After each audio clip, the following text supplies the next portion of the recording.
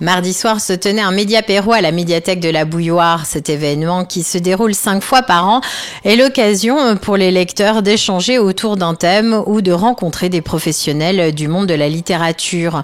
Pour l'occasion, Frédéric a invité une auteure alsacienne, Julia Matera. La bibliothécaire a dévoré ses livres. D'autres personnes visiblement ont aimé parce qu'ils sortent beaucoup. Ils sont rarement sur les étagères de la médiathèque. Et donc j'avais envie de faire venir une auteure locale. Bien, en fait, ce sont des romans qui se passent en Alsace et qui parlent beaucoup de l'Alsace, de la gastronomie alsacienne. Il y a des expressions en alsacien qui sont traduites. Avant l'échange entre les lecteurs et l'auteur, l'atelier d'écriture de la MJC est intervenu. Vincent, l'animateur de cet atelier, a donné un exercice à ses élèves, réécrire l'autre moitié de la première page du premier chapitre d'un des livres de Julia Matera. Il y a en général 2 ou 3 fois où l'atelier d'écriture de la MJC participe avec nous. Et donc, en général, il commence en nous proposant des petits textes ou alors même on improvise, tous ceux qui veulent participer. Voilà. Après, c'est une animation qui est ouverte à tous. C'est sans inscription. Et donc, en fait, le principe de base, c'est un moment d'échange de coups de cœur. Donc, on a aimé un livre, une musique, un film, on a envie d'en parler, on a envie d'échanger. Julia était particulièrement amusée par l'intervention de l'atelier d'écriture. Aujourd'hui, en plus d'être auteure, Julia est aussi professeure de français. Cette jeune femme passionnée par les mots écrit depuis toute petite. Je crois que j'ai commencé par raconter des histoires avant d'écrire des livres.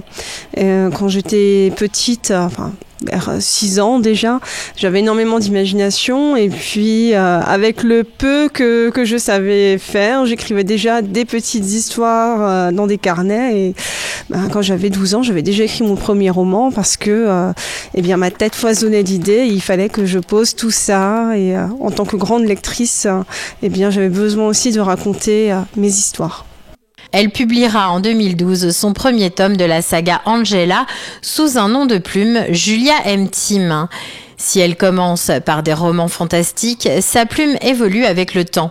Au fur et à mesure, ma plume et mes thèmes ont évolué. J'ai eu un moment donné où j'étais assez axée sur le polar, le roman noir aussi, parce que j'avais besoin de m'intéresser aussi à des thèmes comme la psychologie humaine, la façon dont un assassin peut réfléchir, ce genre de choses. Et puis je suis passée à une phase extrêmement lumineuse le jour où je suis tombée enceinte.